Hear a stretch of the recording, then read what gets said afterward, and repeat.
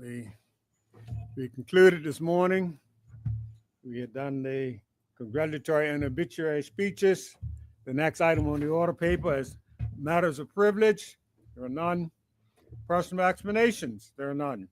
Notice of motions for the adjournment of the House on matters of urgent public importance. There are none. Introduction of bills. There are none. That takes us to the orders of the day. And the first item on the order for today is the second reading of the Insurance Amendment Act 2025 in the name of the Premier and Minister of Finance. Premier? Good afternoon, Mr. Speaker. Hope you had a good lunch. Mr. Speaker, I move that the bill entitled the Insurance Amendment Act 2025 be now read for the second time. Any objections? There are none. Continue, Premier.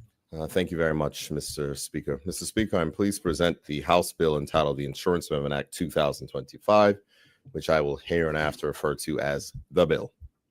This bill amends the Insurance Act 1978, which I will refer to as the Act, to confirm and expand the regulatory powers of the Bermuda Monetary Authority, which I will refer to as the Authority, in respect of statutory financial statements by allowing the authority to make rules concerning prudential and technical standards and the form and content of the information of such statements. The bill also validates rules previously made by the authority in relation to statutory financial statements. Mr. Speaker, Bermuda's insurance industry operates under a globally respected regulatory framework, which is critical to our international standing. The authority as a financial services regulator plays an important role in maintaining the soundness and reputation of our jurisdiction. This bill is a necessary and prudent measure to ensure the legal integrity of that framework. Mr. Speaker, the key highlights of the bill are as follows. Changes will provide the authority with the ability to make rules prescribing prudential or technical standards in relation to key regulatory areas. However, statutory financial statements were not originally included in the lists of matters to which such rules would apply. As a result, some rules made by the authority, including the Insurance Account Rules 2016 and the rules for collateralized insurers, special purpose insurers, and Class I IGB insurers, are considered ultra-virus to the extent that they prescribe technical standards for statutory financial instruments. To remedy this and to remove any uncertainty, the bill amends this particular section, expressly allowing the authority to make rules in relation to statutory financial statements. This will regularize the legal basis of existing rules and confirm the authority's powers moving forward. These amendments are being proposed to bring the Insurance Act in line with the Investment Business Act and the Digital Asset Business Act. Further, Mr. Speaker, the bill introduces two new and additional subsections that provide the form and information contained in statutory financial statements that may be prescribed by regulations made by the Minister of Finance for certain classes of insurers, example, Class 1, 2, 3, A, B, IGB, and ILT, or by rules made by the authority for other insurance classes, Class 3A, 3B, 4, Class C, Class D, Class E, ILT, and IIGB insurers, and special purpose insurers and collateralized insurers. This will provide that rules made under the new subsection are not subject to parliamentary scrutiny under the Statutory Instruments Act, aligning with the treatment of other technical standards made by the authority. Mr. Speaker, this dual approach respects the historical virus established in Section 53 of the Act while recognizing the evolving role of the authority in supervising Bermuda's increasingly sophisticated insurance sector. Mr. Speaker, the authority sought to introduce new technical standards for statutory financial statements in 2022. Legal advice from the Attorney General's Chambers confirmed the authority lacked virus to make such rules under the current drafting of Section 6A and advised an amendment to Section 6A1 would provide the virus required. Without this amendment, Bermuda could risk undermining the legitimacy of its regulatory regime and jeopardize international recognition such as Solvency II equivalents. The bill validates any rules made by the authority under this particular section into the coming of the force of this bill, which relates to statutory financial statements. This provision is necessary to preserve legal certainty and regulatory continuity, especially as these rules underpin Bermuda's status as a Solvency II equivalent jurisdiction. Mr. Speaker, therefore, this bill is essential to uphold Bermuda's continued sterling reputation as a premier international financial center. When it comes to regards to consultation, both the authority and Attorney General's chambers have reviewed the proposals and, of course, have no objections. And finally, Mr. Speaker, regarding commencement, that the bill will come into operation immediately upon enactment.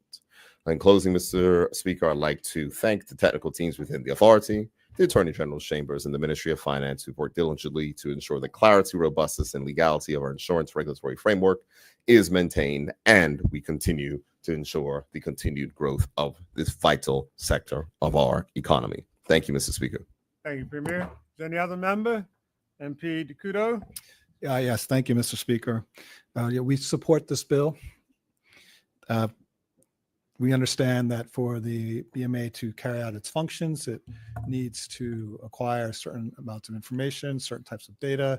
It needs to have a certain view of the businesses that it is regulating. And of course, it being 2025, Mr. Speaker, it would like to receive that information in a relatively complete, consistent, and fixed format so it could be processed amenably. So we're not in the days of people copying things out longhand from a variety of randomly stapled together submissions. As someone who myself historically has filled out these sorts of things for the BMA, I can assure you that it's important that they are consistent. And so we support this and acknowledge the need for it.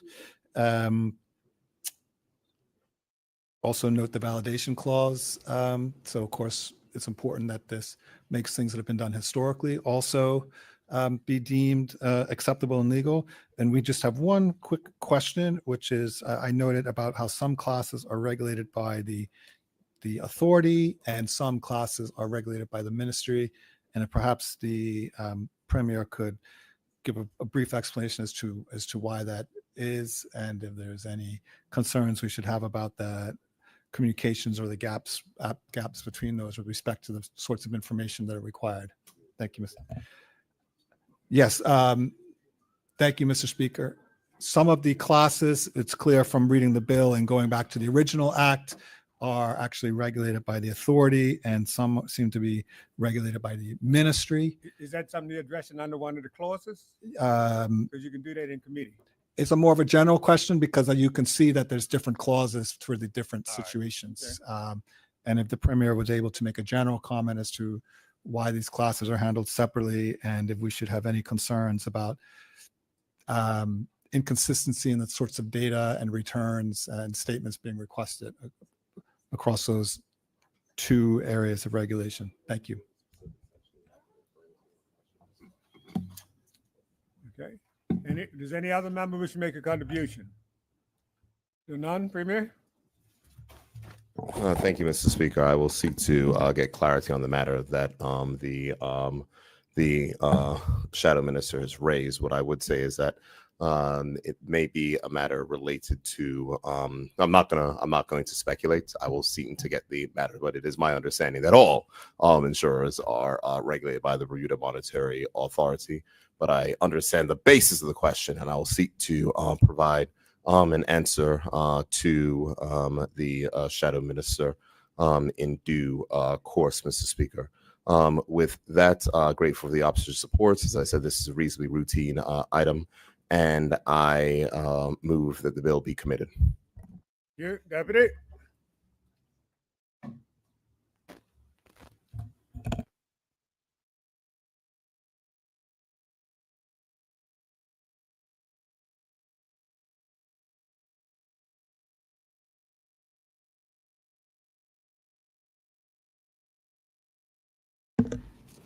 Good afternoon, members.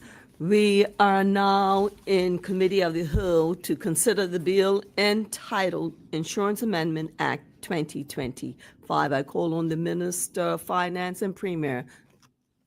Premier.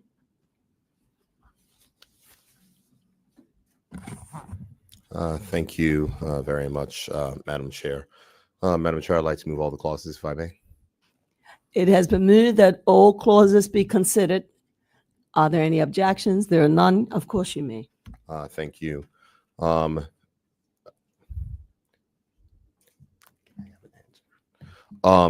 1 provides Madam Chair. Clause 1 provides the citation for the bill. Clause 2 amends Section 6A of the Act. Let me start 6A1. again.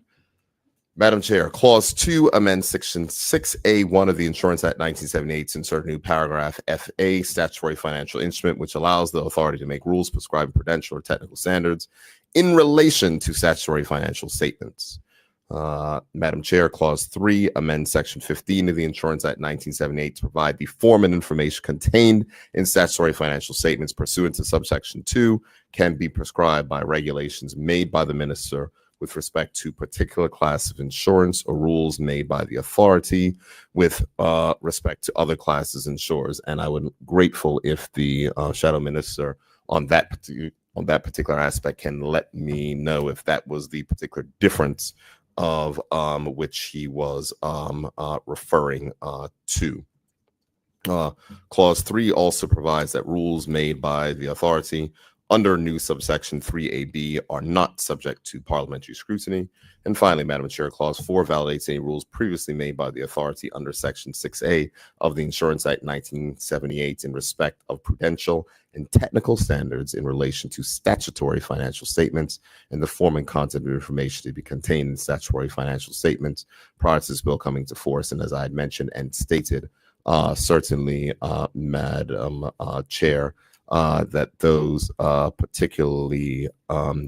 particular matters are similar to matters that we see in other financial services legislation, bringing into line with the other acts, such as the Investment Business Act, Digital Asset Business Act. Thank you, Minister and Premier. Are there any other members who wish to speak to clauses 1 through 4? I recognize the member from constituency 25, the Shadow Minister of Finance. Member, you have the floor. Yes, thank you, Madam Deputy Speaker / Chair. Mr. Premier was correct. My question was in relation to the clauses 3A and noting that subclauses A and B split the regulation of various classes between the minister and the authority. And my general question related to that is, given that this is to my view to help ensure the authority is getting information in consistent fixed formats, companies as well would like to provide information in as few different formats and layouts as possible. Will there be steps to be taken that where applicable, these formats as prescribed by the minister versus as prescribed by the authority will be made consistently? Thank you. Thank you, member. Are there any other members who wish to speak to clauses 1 through 4? I recognize the member from constituency 22. Member, you have the floor. Thank you, Madam Chair, and good afternoon to you. I have a question in relation to clause 3. Bless you.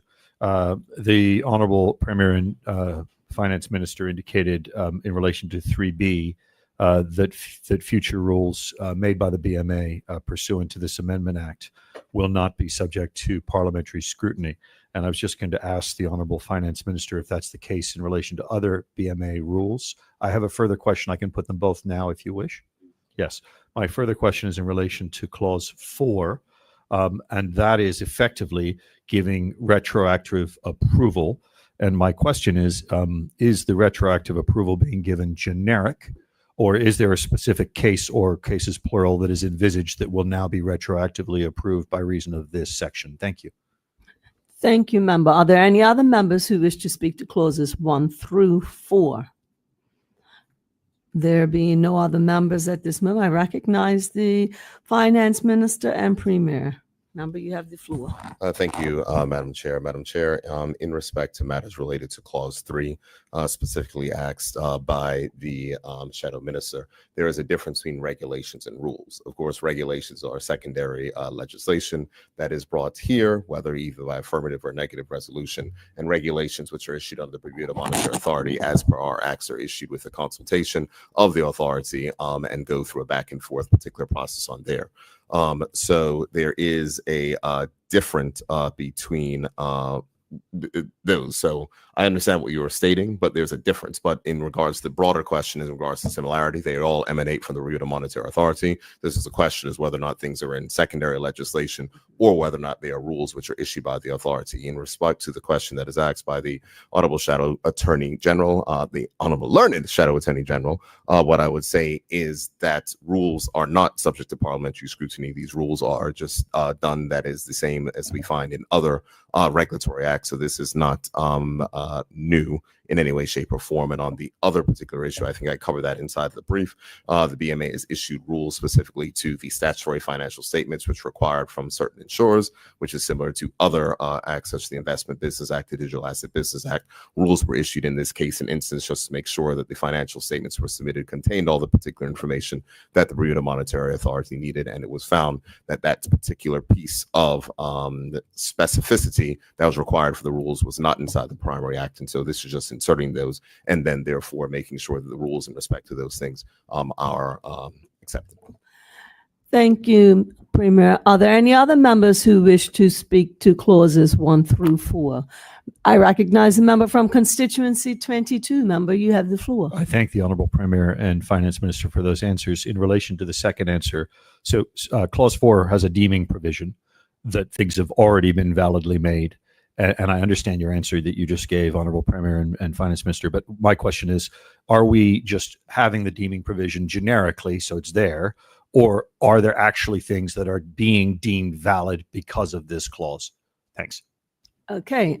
Are there any other members who wish to speak to clauses 1 through 4? There being none, Premier. Thank you, Madam Chair. To answer the Honorable Shadow Minister's question, rules have been promulgated. And so the issue is these rules that have been promulgated, those are the ones that we are deeming to be valid. So those rules have been done in the exact same way that they've been done for the Digital Asset Business Act, in the Investment Business Act, and other financial sectors. And so that is what it is. Those rules have been put out saying these are the standards for financial statements to make sure all the information is in there. And it's just to make sure that they have the legal certainty, which are stated here. Thank you, Premier. Are there any other members who wish to speak to clauses 1 through 4? Thank you, Madam Chair, and thank you for that answer. Okay. No other members? Okay, I recognize the Premier. Thank you very much, Madam Chair. Madam Chair, I move that clauses 1 through 4 be approved. It has been moved that clauses 1 through 4 be approved. Any objections? There are none. Approved. Thank you very much, Madam Chair. I move that the preamble be approved. It has been moved that the preamble be approved. Any objections? There are none. Approved. Thank you very much, Madam Chair. Madam Chair, I move that the bill be reported to the House as printed. It has been moved that the bill be reported to the House as printed. Are there any objections? There are none. So approved. I think I hit the wrong button.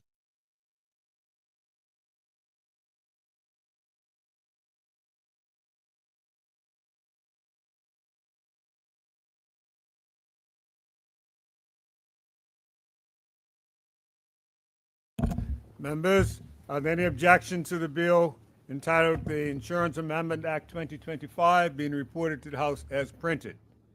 There are none. Thank you. That brings that matter. We're closed for the time being. We'll move on to the next item.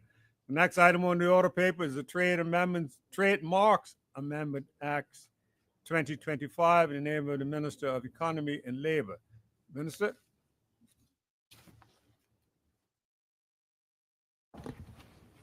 Good afternoon, Mr. Speaker. Good afternoon. Mr. Speaker, I move that the bill entitled the Trademarks Amendment Act 2025 be now read the second time. Are there any objections to that? There are none. Continue, Minister.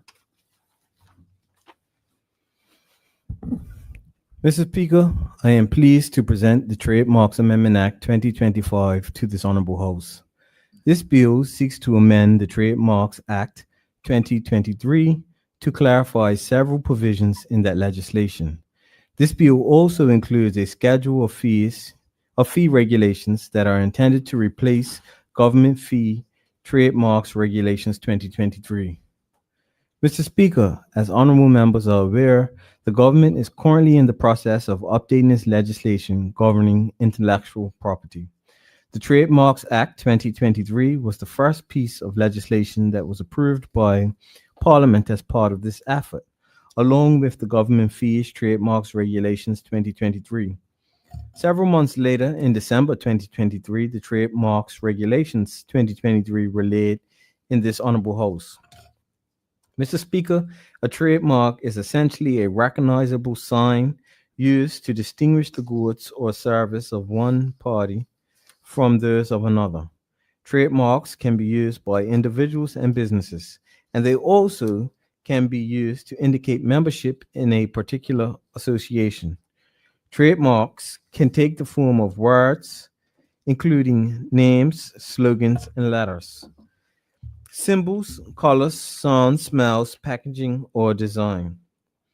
They are used to represent the goodwill that the mark owners have earned by marketing their products and services. For instance, whenever you see the word Nike or the image of the commonly referred to as a swoosh on shoes or clothing, we recognize the shoe or clothing as a Nike product. Nike is also known for its use of the slogan, "Just Do It." Mr. Speaker, trademarks are intended to cause such automatic assumptions and can become a very valuable part of a business by helping to establish brand recognition.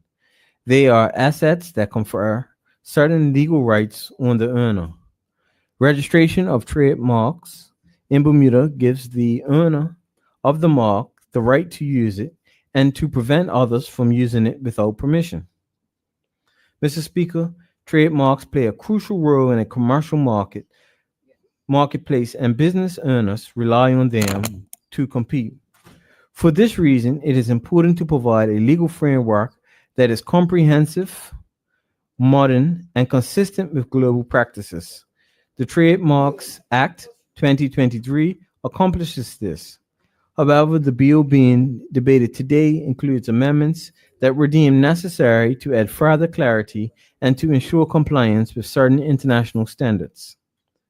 Mr. Speaker, this bill will insert a definition of the term transmission, as the term is used in the Trademarks Act 2023 to refer to a transfer of registered trademark.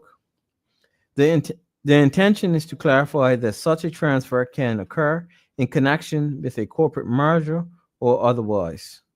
Based on previous communications with customers and filing regarding transfers of registered trademarks, the Registry General's Department determined it would be helpful to include the proposed definition, which specifically mentions corporate mergers along with other modes of transfer.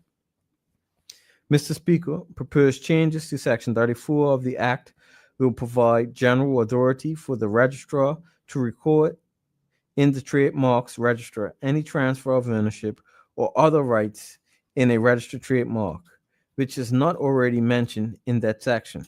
This would include transfers resulting from corporate mergers.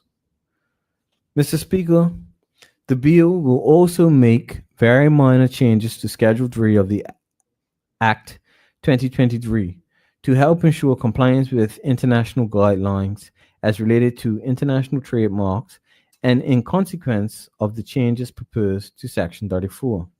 Finally, Mr. Speaker, the Government Fees Trademarks Regulations 2025 are being introduced in a schedule to the bill and will replace the Government Fees Trademarks Regulations 2023. As I stated at the time this bill was tabled, commencement of the new legislation has been delayed, in large part to allow additional time for the Registry General to prepare to administer the new framework. This includes the fees set out in the 2023 fee regulations. Mr. Speaker, since those regulations have not yet been brought into force, the required amendments have been incorporated into the schedule of fees and the entire set of regulations reintroduced as a matter of efficiency. While the vast majority of fees are the same as those included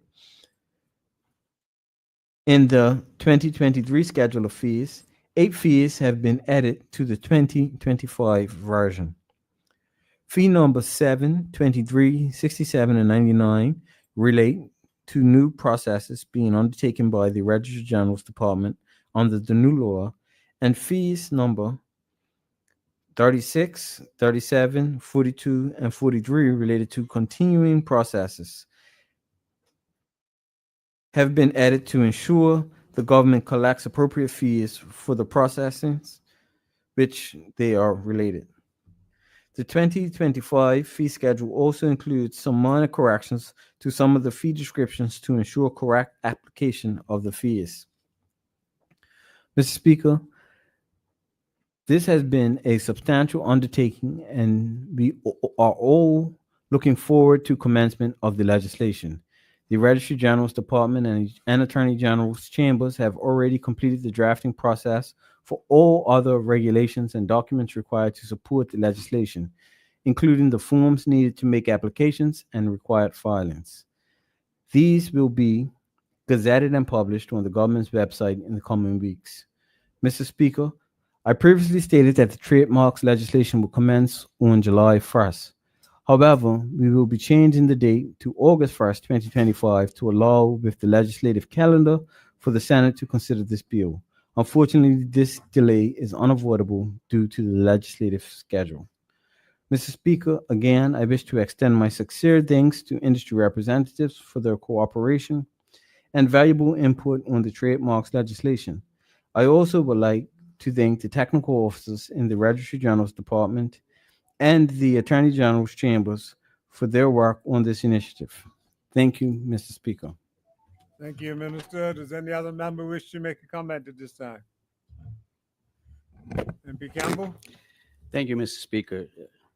Mr. Speaker, I know from firsthand experience, having sat with the technical staff that the minister just thanked, and I would like to thank them as well for the efforts that they have put in, that this is a very complex area and very difficult to keep track of all the different requirements under the protocols, et cetera.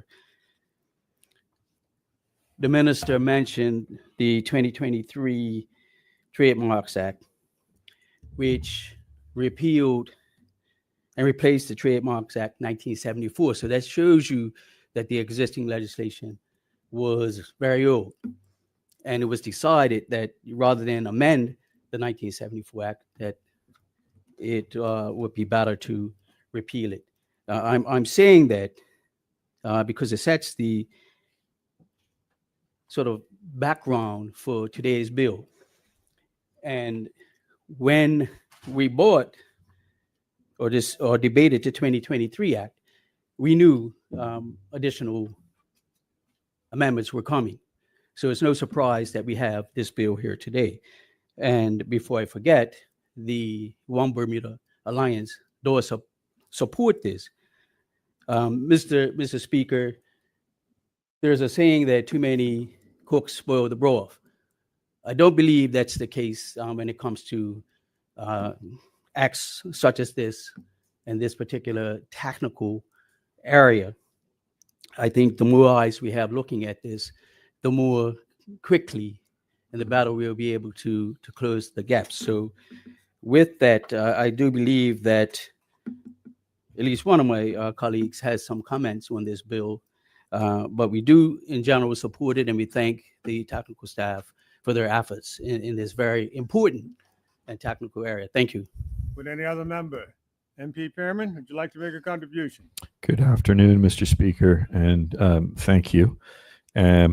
So let me pick up where my learned colleague or my colleague left off, and just can say my thanks as well to the technical staff who are present in the chamber today, including the Registrar General, Mr. Pennyman, who I see over there.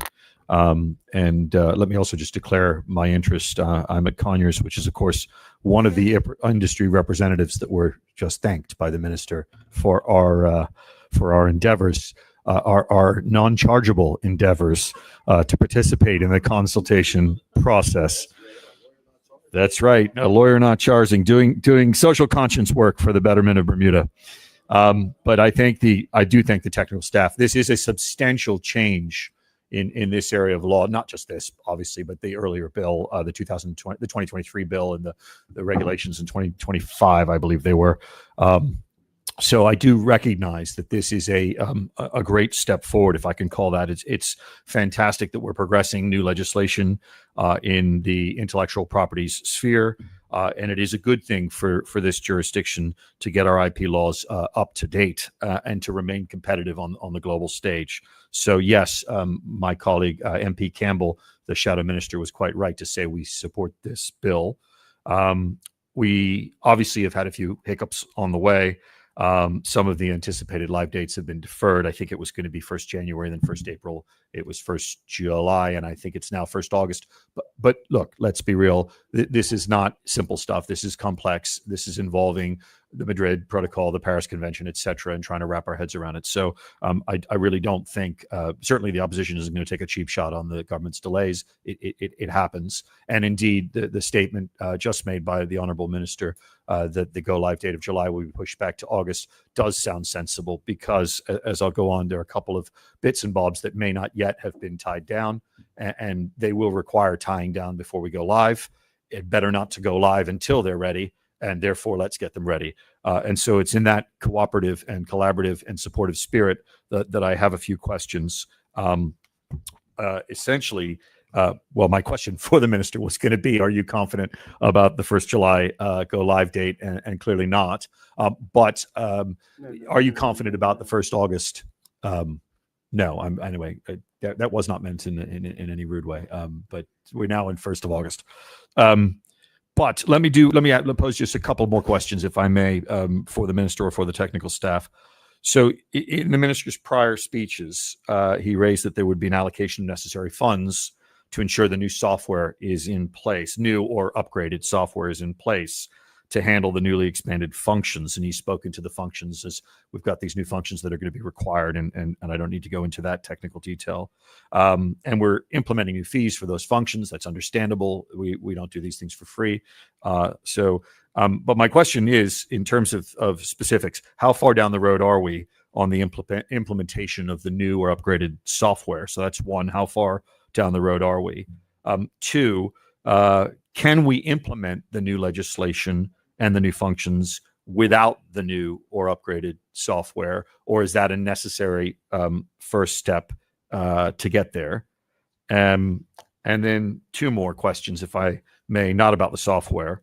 The third question is this: the Principal Act provides for a registration of many things as a trademark along the same lines as the UK. So, for example, you will understand this, the technical officers in the chambers, but for the benefit of the listening public, and indeed for my benefit and everyone's benefit, we're now going to be trademarking things like sounds and 3D images, packaging, smells, for example. So, for example, the packaging, that's Section 3 of the Act. So my question is really just a pragmatic one. What happens when we receive applications for these sort of marks in Bermuda? Will the registry have the capabilities before the go live date to accept registration of, for example, the sound of a Harley Davidson motorcycle, which I understand is protected in the UK, or although smells aren't specifically listed, but are capable of registration in the UK, would we be in a position if there was a particular fragrance that needed to be registered in Bermuda? So just in terms of the nuts and bolts and practicalities, my third question of four is are we going to be ready for that? And if not, is it best to be ready for that before the go live date? The fourth and final question that I would have is really around the Madrid Protocol, the Paris Convention. So we are building into this Amendment Act and into our legislative landscape the idea that Bermuda will be working alongside the concepts of the convention and of the protocol. And again, without being overly boring, my question is more, again, a pragmatic one. That suggests that we will at some point become a signatory. I don't think we are yet, as far as I'm aware, and I stand to be corrected if we are. But is the idea of the government and the department that we would then become parties to the convention and the protocol? And if that is the idea, is the government able to give any sense of how far away we are from joining these international conventions and then having our Principal Act fully operative? So two-part question, I guess. First question is that the intention? And if so, when? And then the second part is, if it's not the intention, how is our legislation going to work? Is it going to be sort of, as I've seen in some bills, where there are green line sections that are in the bill or in the law, but they simply don't apply to Bermuda? So those are the questions. I again extend my thanks to the civil servants and the minister for his presentation. Again, this is complex stuff. Bermuda is doing the right thing to try to catch up or get ahead of the rest of the world. The UK is doing a wonderful job, and we are emulating them. But that emulation, in relation to how they record sounds or smells, etc., may have some technical hurdles. And how do we propose to deal with those? So again, just to recap, questions about software, 2 questions about software, 1 question about sights, sounds, etc., and the technical process, and finally just the question on the Madrid Protocol and the Paris Convention, and that's a 2-parter. Do we intend to get involved with that and become signatories, and if so, when? And the second part is, if we don't intend to do that, how are we going to deal with the elements of the law that don't apply? Thank you, Mr. Speaker, for that brief moment. Thank you. Does any other member wish to make a contribution? MP Swan. Good day, Mr. Speaker. Just to say, it's very good to see the type of cooperative spirit that exists in this particular space. The amount of good that's done in Bermuda through the financial services, through the corporations of the law firms, as was expressed just by the previous speaker, I think it's bodes well. I've often gotten up on many different occasions and say that there is more in this country that we need to collectively be proud of. I think this is one of those examples.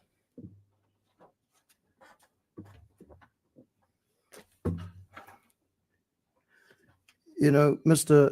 Speaker, when it comes to the trademarks that the modernization and the global alignment that goes along with it, Mr. Speaker, I think it's important that we recognize, and I heard it mentioned, Nike was mentioned, and how important that trademark goes well beyond just a swoosh.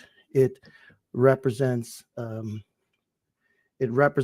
that company an alignment of what they stand for, and their genius is not only in the trademark that was established, that gets established here in this country, but it also speaks to the people that they align themselves with when it comes to establishing those particular trademarks. In the case of Nike, that was used as an example, you know, most of us know we wanted to be like Mike, and when Mike, and I'm not referring to my colleague Mike Weeks in this case, but Michael, we're thinking about, he may think so, yes. We're referring to Michael Jordan and the transfer of that brand from Michael Jordan to Tiger Woods. You saw that brand, that swoosh, take on a new dynamic. And as you have other, and in this case, I'm referring to athletes, you know, you would see that transfer go and have great significance in those communities. And a lot of money is made. And it's important, Mr. Speaker, when you look at these particular trademarks to recognize how much of a role that we play in that particular space. We don't see the billions, and I'm sure those in financial services might go a step further and say even trillions that get generated through the type of business that gets associated, and the knock-on effects of those particular businesses being involved in trademarks. But it's important business, and important indeed, Mr. Speaker.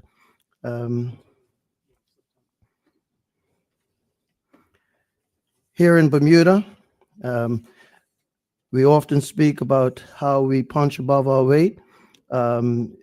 International compliance, it's very significant that we operate in these particular spaces with garnering great respect from across the world, where people could look to see just how Bermuda would actually do things in that particular space, and without fanfare, that international compliance, our role in ensuring that we do this due diligence is very significant. Our framework certainly aligns with global standards and practices, Mr. Speaker, and I think it's important that we continue to recognize the role that we play in this particular space.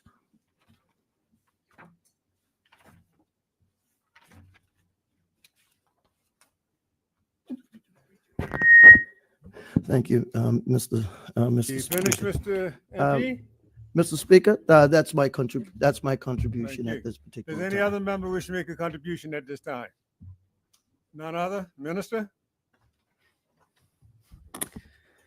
Thank you, Mr. Speaker.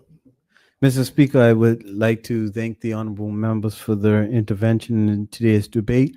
I would like to thank the opposition for their support and their acknowledgement of the progress that is actually being made as it pertains to us progressing our intellectual property legislation and us being put on a footing where we have the proper framework in place to protect intellectual property.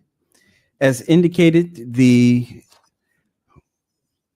amendment seeks to simply clarify sections of the robust 2023 legislation and introduce new fees. The Honorable Learned Member Pyramid had a number of questions as it pertains to the commencement date and whether or not we have the capabilities to go live and ready to go. The commencement date was set for July 1, and we are prepared to go live. We were prepared to go live July 1. However, due to the legislative agenda of the Senate doesn't convene until July 2nd. As a result, it was an inability to have the bill passed and moved into an act by the commencement date. And that is why we're going to ask for an amendment for the commencement date to be amended. It wasn't because we did not have the technical capabilities or we weren't prepared for a go live date. We have implemented software and that software is ready for utilization. We are implementing the software in phases. And so once the software is implemented, there's further work to be done. We have engaged in and completed, is ongoing, but we have completed the necessary training for the staff. And so non-conventional trademarks, such as the sound of a Harley Davidson, I believe that was the example used, the staff have been trained to handle non-conventional trademarks as well. And I think that builds to how we are actually progressing not just legislation, but the competency of the public service. If asked a question specifically whether or not training is done, training will remain ongoing. This is an ever-evolving landscape, and we will continue to ensure that we remain competent to be as modern as we possibly can. The first step to the international cooperation and conventions is to ensure that we have the legislative framework. Once the legislative framework is completed, then we will move forward with the process of working through the requirements to join the Paris Convention and the Madrid Protocol. I believe that was the majority of the questions asked, but from a Bermuda standpoint, I believe that it is important to ensure that we know that this enhances Bermuda's product offerings and seeks to attract more trademarks to be registered in Bermuda. This will also serve to support the government's fiscal position with increased revenues. The administration of trademarks in Bermuda will become more efficient from an administrative standpoint. We have strong technical support, whether that's from countries like Trinidad and Tobago or the UK, that we can lean upon in this ever-evolving landscape. And what we're ultimately doing is providing greater levels of protection against infringement by enhancing the rights of those that operate in the marketplace. With that said, Mr. Speaker, I move that the bill now be committed. Thank you, Minister. Deputy Speaker.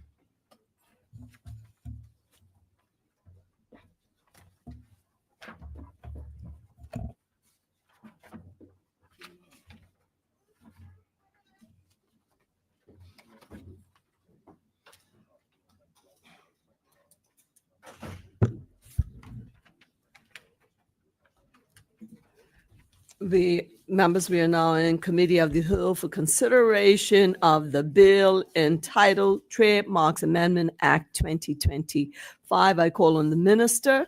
Minister, you have the floor.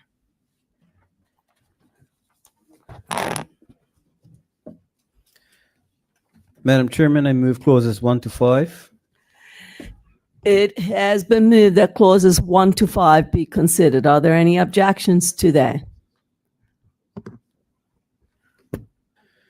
Madam Chairman, this bill seeks to amend the Trademarks Act 2023, the Principal Act, to insert a definition of the term transmission so as to clarify the primary use of the term under the Principal Act, to include in the list of registrable transactions under Section 34(2) any other transmission of a registered trademark or any right in or under it, to update Schedule 3 in accordance with the Madrid Protocol, and to provide for the government fees trademarks regulations. Madam Chair, Clause 1 provides a citation for the bill. Clause 2 amends Section 2 of the Principal Act to insert a definition of the term transmission so as to clarify the primary use of the term under the Principal Act. Clause 3 amends Section 34 of the Principal Act to include in the list of registrable transactions under Section 2 the transmission of a registered trademark or any right in or under it. Clause 4 amends Section 3 of the Principal Act to update paragraph 18 of the schedule in accordance with the Madrid Protocol. An amendment is also made to paragraph 21 of Schedule 3 to reflect the expanded list of registrable transactions under Clause 3. Madam Chairman, Clause 5 provides for the government fees trademarks regulations 2025 as set out in the schedule.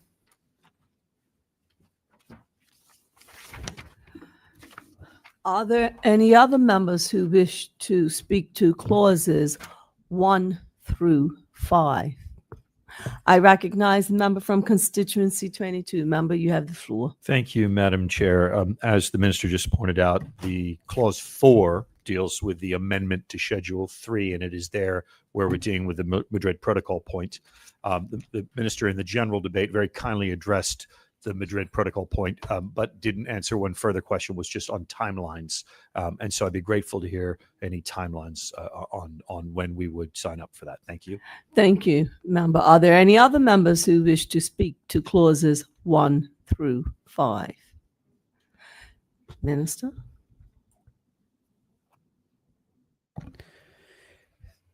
Madam Chair, I'll be guided, but the timelines is not a substantial feature of the amendment to the act. I think it is a relevant question to ask, but not as it pertains to the clause, because we would not be having the timelines inserted into the act, and so it's not a relevant feature of the bill. I will endeavor to get the timelines to the honorable learned member, but it's not a question that pertains to any amendment or proposed amendment to the actual bill. Okay, thank you. Any other members who wish to speak? I recognize a member from constituency 22. Member, you have the floor. Thank you, Madam Chair. Thank you, Honorable Minister. I'd be delighted to receive that at due course when convenient to you. Thank you. Okay, thank you. Are there any other members who wish to speak to clauses 1 through 5? Minister? Madam Chair, I'd like to move clauses 1 through 5. Be approved. Most definitely. It has been moved that clauses 1 through 5 be approved. Any objections? There are none.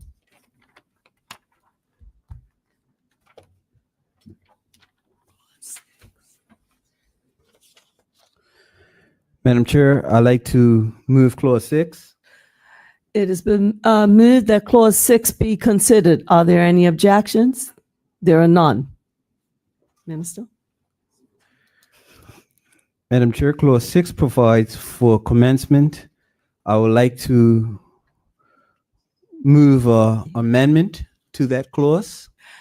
It has been moved that an amendment be proposed for the clause. Any objections? There are none. Minister?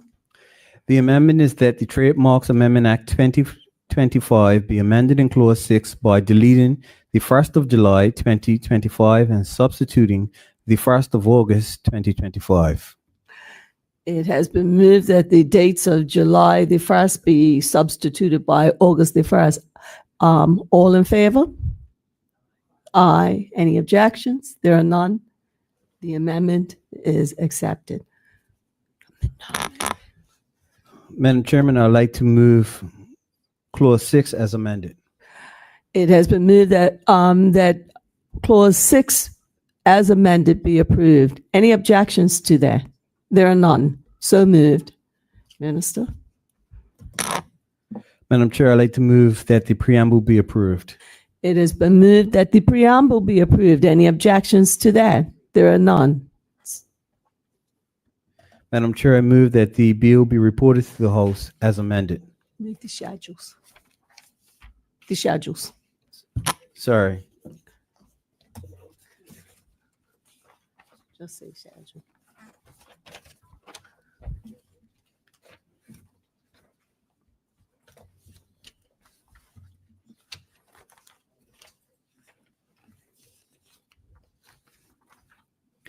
Madam Chair, I'd like to move that the schedule be approved. It has been moved that the schedule be approved. Any objections? There are none.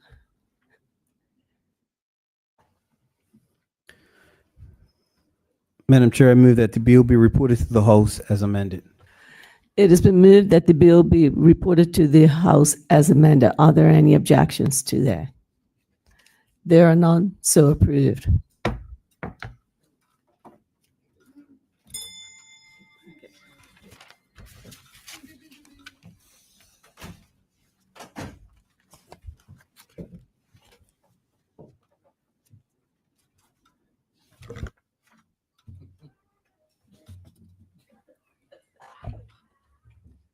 Members, are there any objections to the bill entitled the Trademarks Amendment Act 2025 being reported to the House as amended?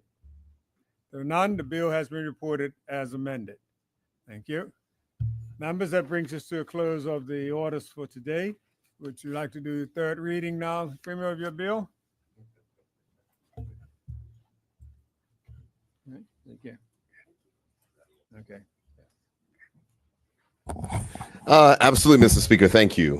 Mr. Speaker, I move that Standing Order 21 be suspended to enable me to move the bill entitled the Insurance Amendment Act 2025 be now read for a third time by its title only. Are there any objections? There are none. Continue. Thank you very much, Mr. Speaker. Mr. Speaker, I move that the bill entitled the Insurance Amendment Act 2025 be now read for a third time by its title only and passed. Bill is read a third time by title only and is now passed. Minister? Mr. Speaker, I move that Standing Order 21 be suspended to enable me to move the bill entitled the Trademarks Amendment Act 2025 be now read by a third time by its title only. Are there any objections? There are none. See it, Minister? Mr. Speaker, I move that the bill be now read a third time by its title only and passed. Bill has been read a third time by title only and is now passed. Thank you. Members, ministers, Premier? Thank you, Mr. Speaker. If I don't have the opportunity, I'd like to wish you and all members a very happy Father's Day. And I move that this House do now, well, all members who are fathers, that is, and I move that this House do now adjourn until Friday, the 27th of June, 2025. Does any member wish to speak to that? No member? Minister? Thank you, Mr. Speaker. Mr. Speaker, I'd just like to spend a few moments speaking about summer preparations. I don't know if anyone felt the heat at around 12:35 when we left the chamber on our way to our respective offices for lunch, but clearly summer has arisen and it is here. I know that we have activities and family engagements and outdoor activities and so forth. I know I personally plan on taking my first dip on Monday. I know it's late. I know, but I wait till the sun crosses. In any event, Mr. Speaker, I just want to spend a few moments talking about summer preparations. First and foremost, tomorrow is World Blood Donor Day, and it is observed globally. In fact, this is its 20th year, and the theme, if I quote, 20 years of celebrating giving, thank you, blood donors. And this is particularly fitting in Bermuda because I want to encourage all persons to consider giving the gift of life and to provide blood donations regularly and as often as possible. We recognize that blood donations save lives, persons that are in automobile accidents, perhaps persons that have had severe surgeries following pregnancies, etc. They require blood transfusion. And when we have a small limited population, it's all the more vital for persons to participate in blood donation. 1 unit of blood could potentially save 3 persons. So I'm encouraging persons under the sound of my voice to actively engage in blood donations. You would have heard recently that the hospital is also seeking persons to participate because the shortages are low. So I would encourage persons to do that. Continuing on with respect to the summer preparedness, it is mosquito season. And I was talking to the Premier the other day and I noticed he kept looking at me itching and I got a huge mosquito on the back of my leg. So I'm sure I'm not alone with respect to that. And we need to talk about something unfortunately called dengue fever and dengue prevention. And I think it's important for us to recognize that though Bermuda has not had an outbreak in recent years, we are still susceptible to it. We have a mosquito in Bermuda that is called the Aedes aegypti, which can carry dengue fever. So if it happens to bite somebody that's a tourist to our islands that's carrying dengue, it could spread throughout Bermuda very quickly. And we can avoid high instances of mosquitoes by doing a couple simple things. All of our water supplies where we have perhaps flower beds or buckets of water that are outside, just empty them because that's where mosquitoes breed. And notwithstanding that vector control are out there and they're spraying and fogging areas where there's high concentration of mosquitoes, we too can do our own part to try to eliminate that.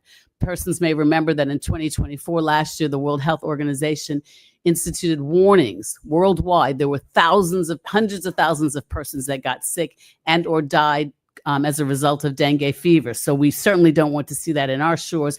And there are things that we can do to prevent that because it is preventable. However, we need to ensure that we do what we can to eliminate it by doing simple things around our houses and not having excess water supply.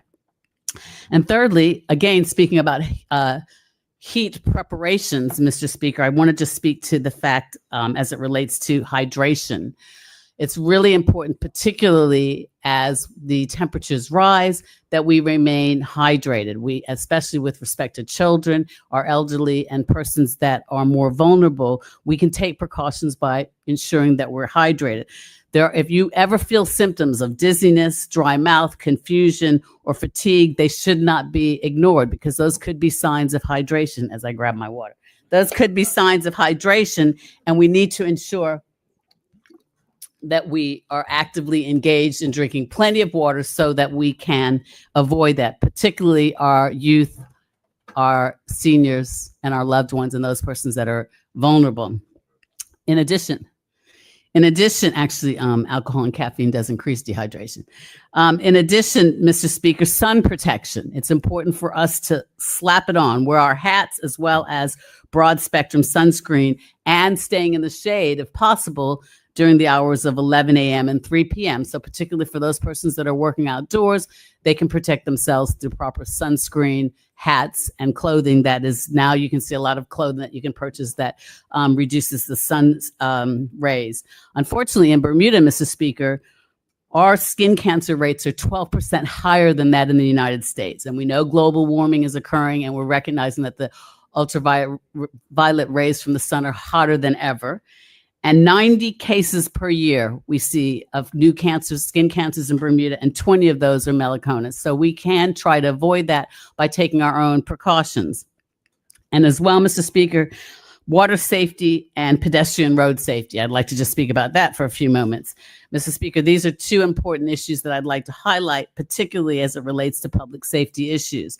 First and foremost, water safety.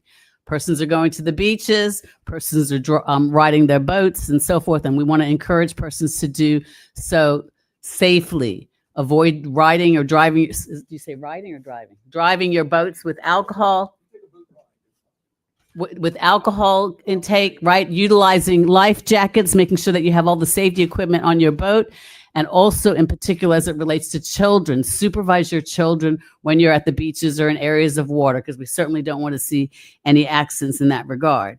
And again, Mr. Speaker, on that note, I want to speak about pedestrian road safety.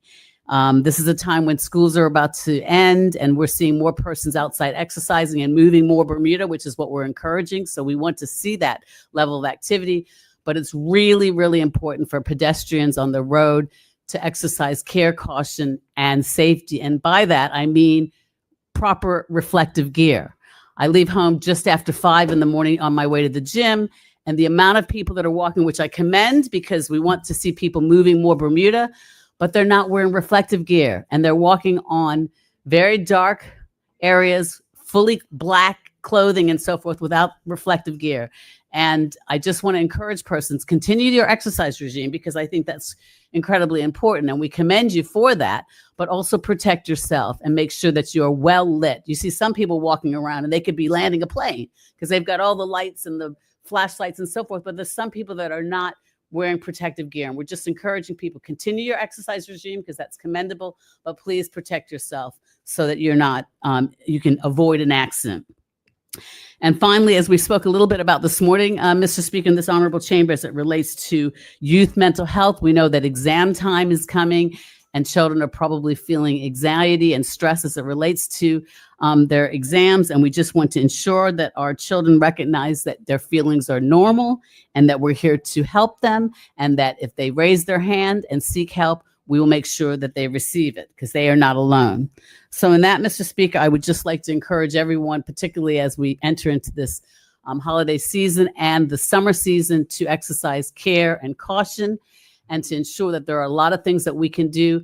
Public health doesn't speak specifically just about hospitals and clinics and the like, but there's other things that specifically relate to public health, such as mosquito and vector control, ensuring that we're sun smart, making sure that we look after our vulnerable teenagers, staying hydrated. And I'm encouraging everyone to do all of those things because a little bit goes a long way, and therefore we can help to have healthy people and healthy communities. Thank you, Mr. Speaker. Thank you, Minister. MP Famous. Mr. Speaker, good afternoon. Good afternoon. Mr. Speaker, I had to leave early, so I didn't get Sorry, I was interrupted by the deputy speaker. Would you like to point of order me or something? Mr. Speaker, I had to leave early, so I didn't get a chance to speak on the obits and congrats. I'd like to associate with the obits condolences for Kendall Harvey. He was the husband of my cousin Tina. And I don't know if this name was mentioned, Mr. Speaker. You may know the name, Miss Eunice Jones. I know Eunice, but no, it wasn't done. It wasn't done. So I'd like to give condolences to multiple families and multiple communities. Miss Eunice Jones, as you know, Mr. Speaker, I think came from your neck of the woods. Long time ago. So Somerset community, West End community. And she lived in Devonshire, posh side of Devonshire, but she lived in Devonshire. But more importantly, Mr. Speaker, Ms. Jones gave back to her community via St. Paul AME Church and via our school, the Barclay Institute. She was, yes, the original. This is anyone. I had the privilege of working with Ms. Jones on the Barclay Educational Society as she was transitioning out. I was transitioning in. And those that have been to homegoing services at St. Paul's will know that every St. Paul member, there's a proclamation read about what this member has done for St. Paul, not just St. Paul, but for the community at large. And Ms. Eunice Jones was the person who always read that proclamation. It might not be the right word, but you know what I mean, Mr. Speaker. So I can assure you that St. Paul AME Church will be full of persons from Barclay Institute, St. Paul, and so many other things that this lady has touched the lives of Bermudians. So I just want to give condolences to her, St. Paul family, the Barclay family, and there's another lady passed from Barclay, but her name hasn't been released yet. So I'll leave that to another time. Mr. Speaker, with your indulgence, I would like to move on from that, and I'd like to get, this is another subject that's very important that we all should pay attention to, Mr. Speaker. I'm going to start off with the word credibility and the definition thereof. Credibility. Credibility refers to the fact that someone can be believed or trusted. It is the capacity for belief. Credibility is important in many contexts, such as journalism, research, and politics, where it is essential to establish trust with the audience or readership. Credibility can be established through various means, such as providing evidence, citing sources, and demonstrating expertise. Mr. Speaker, approximately a year and a half ago, I read an article in the Royal Gazette, and it sickened me. It really sickened me. And I'm going to use some quotes out of that, Mr. Speaker. Using the word genocide is deliberately inflammatory. The person goes on and says, the state of Israel is not practicing apartheid, Mr. Speaker. That was 18 months ago, roughly. So fast forward, Mr. Speaker. Headlines from today.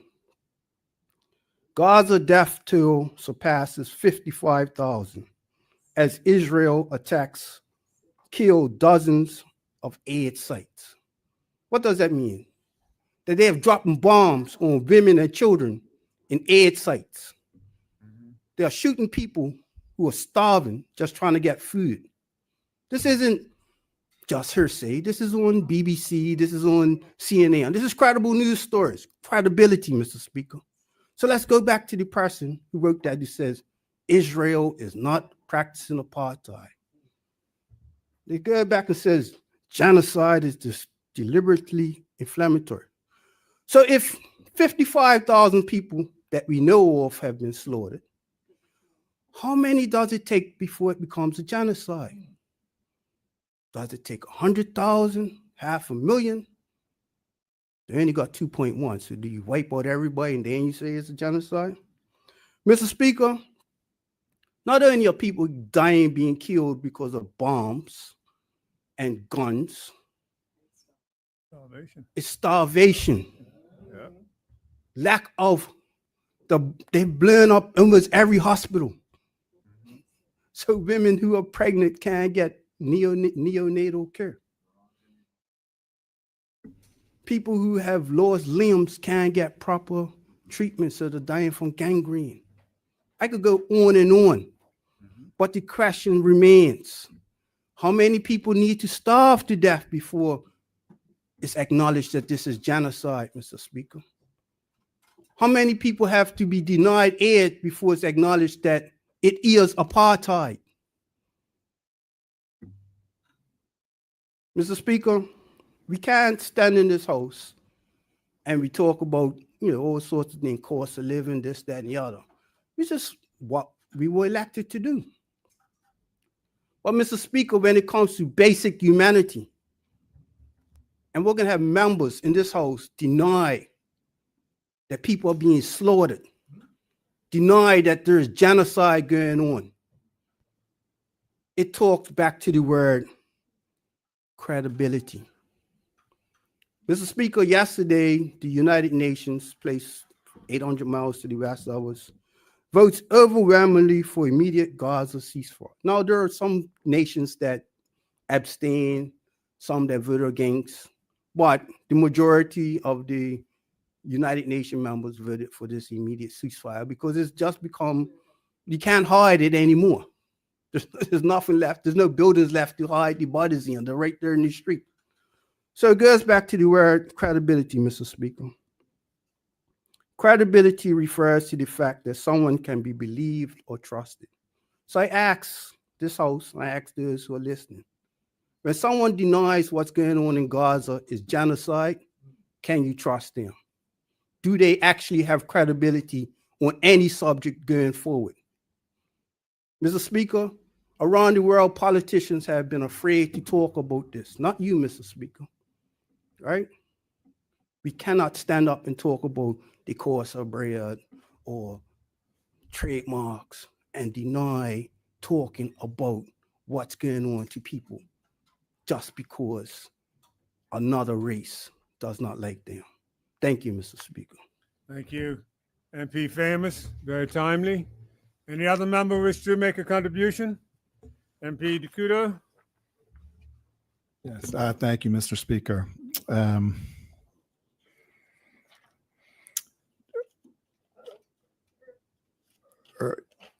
Pregnant pause. It was a very strong comment from the previous member, which is not my topic, but I'm just silently reflecting. Today, Mr. Speaker, we received some very good and useful reports from the government. We received the survey about why do people emigrate. I'm not reflecting. This is just feeding into my theme.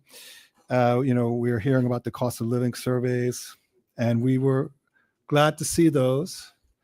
I don't believe there's much new information in them for most of the people in this room. Certainly not the members on my benches with my colleagues. But these are very useful and important reports because although we do have a vast amount of anecdotal evidence that is telling us what is going on with people, that they're leaving, what is impacting their cost of living, it is always very useful to get more supporting, more granular data, more hard data. And so we thank the government for supplying those. We also had the labor force survey, which is very valuable information. But I note that it's from May 2024, and here we are mid-June 2025. So again, valuable information, and we are mindful of the challenges that it takes to compile, to put that information together. But it's over a year old, and we spoke a lot about, I know in the budget debate, about Is the government appropriately resourcing and bringing a sense of urgency to deliver these important pieces of information that feed into decision making? Is government effectively using data in its decision making? We talked about population estimates, Mr. Speaker. Yesterday, I had the pleasure to go to the Chamber of Commerce's presentation, and for those who haven't had a chance to see that, I would urge them to follow up. And they have assembled a lot of data to look at things like housing and the population in Bermuda, and what I would consider a relatively creative and robust way. And it's probably true, if someone was to perhaps have an issue with any one of the items of data they have marshaled to put together their arguments, it is also true that the way they've combined all these different pieces of data from various sources paints a pretty compelling picture, and it's really hard to argue with their conclusions. And they've arrived at an estimate of our population size of, call it 55,000 to 57,000 people. And I have to admit, Mr. Speaker, it's pretty credible. Now, we understand that the government in its policymaking is committed to using the quote unquote official population estimates. And I did look in the Digest of Statistics, and I believe the year-end 2023 number for that is 63,300 odd. Those are two really different numbers, Mr. Speaker. There's over 10% difference. And we also know that the next census won't be until 2026. And again, the government has sort of committed to waiting to get the results of that, and then to start combining the census information with more robust data collection when people are leaving the island. For example, to track emigration. So while we have the anecdotal survey, again, which is confirming what most of us have already heard, we're not going to have actually hard numbers on this from the government till maybe, if we're lucky, I would suggest early to mid 2027. To me, when I think about decision making, informing the policies, looking at cost of living, for example, I consider that to be sort of driving blind, Mr. Speaker. We also know that I had asked questions about the number of CIT taxpayers in this House earlier, and the government's view on that is it's a number that cannot be known. And as you know, Mr. Speaker, I disagree quite strongly with that view, because I know there's a lot of sources of information out there that probably could be used to provide a range of estimates of the number of CIT taxpayers. We have all the alphabet organizations. I'm pretty sure if government wished to sit down with them, they could collect some valuable information from the members of those organizations. Now, would that be a 100% accurate number, like the sort of number one would put into a financial statement? No. But would, Mr. Speaker, that be the kind of number that one could use to look ahead to guide decision making? Absolutely. So those are some examples, Mr. Speaker. But I think you'll see my broader point, which is we need to get better data, we need to get it faster, and we need to be more creative about using the various sorts of data that are out there, whether it be by collaborating with the private sector, which I heard earlier that the government is looking to do when addressing the cost of living crisis. So we're going to look forward to that. And to be frank, to date, we've been disappointed with what I would characterize as government's relatively rigid approach to how it informs its policymaking. And while we often support government policies, in fact, I think today we're 2 for 2. And I bet we're well over 50% actually, if we look at the history of this sessions to date. We know that many, well, as you know, Mr. Speaker, we believe that many of the government's policies can and should be improved. I mean, by definition, if we didn't think that, we wouldn't be over here. But and one of the ways that we can do that is to have truly informed policy and decision making to get things right. So my message to the government, I know some people on the other side weren't sure what I was getting at, so I'm going to say it a different way, is I want you to support the public servants with the tools and resources that they need to get you the level of information to provide truly informed decision making. I want you to be creative. I want you to think outside of the box. And I want you to continue to collaborate with the private sector and all the others who can bring valuable information. And I hope that the government can look at places like the chamber, and I'm going to imagine that, in fact, the sorts of analyses that have been done by the chamber, as one example, are being done in government. We're just perhaps not hearing about that. And if it is being done, I would look forward to the government bringing that to this chamber for us to learn about, Mr. Speaker, because this country needs effective policies that work for people. And right now, I feel that we're driving blind. So I think that message has come through, Mr. Speaker. And I guess for some people, that's not an important message, but we believe it's important over here on the One Bermuda Alliance. Now, let me pivot, and I would like to wish everybody who's listening a happy National Heroes Day weekend.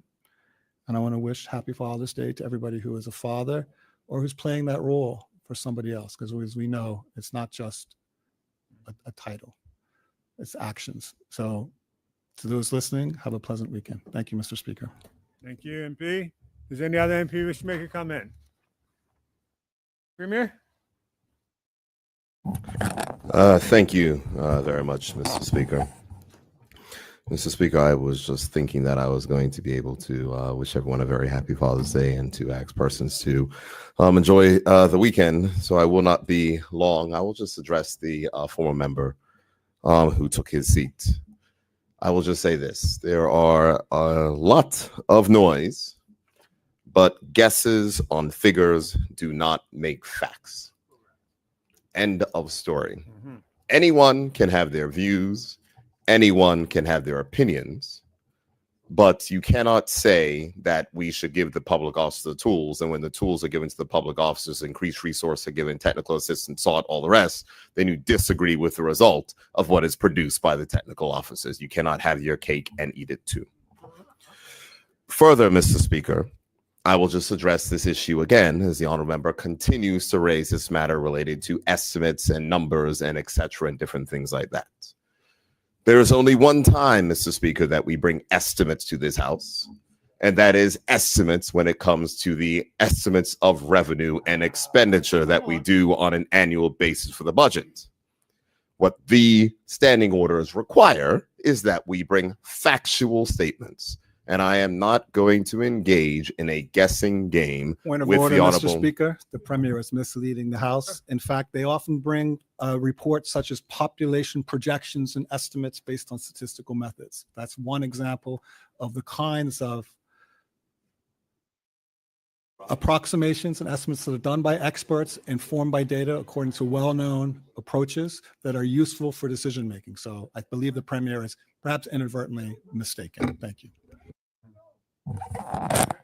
Informed by data. Okay, and so when we talk about work that is done in statistics, there are international statistical norms which are informed, which the Department of Statistics works with. Those are facts. That's how we deal with those particular matters. The honorable member is attempting to engage in a conversation discussion on things that are unknown, and I am not going to come to this House and to make statements on estimates and guesses. We will bring facts. The honorable member doesn't like the answer that has been provided, but what I am not going to do is I'm not going to come here and bring things which are not supported in the basis of fact. And the matters of which I have brought to this House related to the corporate income tax are supported by matters of fact. That is the reason why they have come. So I'm going to leave that particular issue alone, and the Honorable Minister of Economy and Labor at a future time, I'm sure, will speak about statistics and data, as I'm certain that he has a significant amount of experience in that particular area. Moving on, Mr. Speaker, the comments from the Honorable Member for constituency number 11 ring true. And it's been something that has been very heavy on me, Mr. Speaker, because there is a really delicate line. And the delicate line of which I, as leader of the government, must tread is the fact that on both sides of you, you have two flags.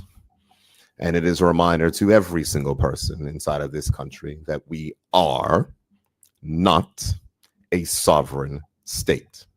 And the Constitution of which all members of this House sit in means that none of us have responsibility, of voice, or any view when it comes to matters related to international affairs and policy. Our constitutional order expressly forgives that, or expressly forbids that from the government.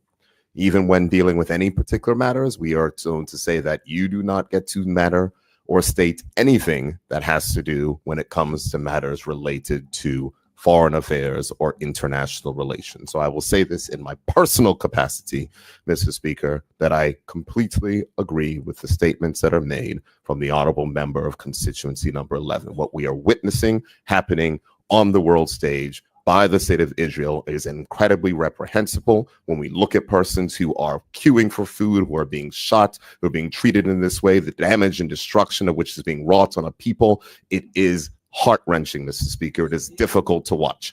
And I would say with the greatest of respect that the flag that is to your right, Mr. Speaker, the statements which have come from the United Kingdom government do not go far enough. That is my view, my personal view. The government cannot take a view, and that is not the view of the government. That is my personal view as a representative of Pembroke West Central elected to this House, Mr. Speaker, and I sincerely hope that it will be reflected as such.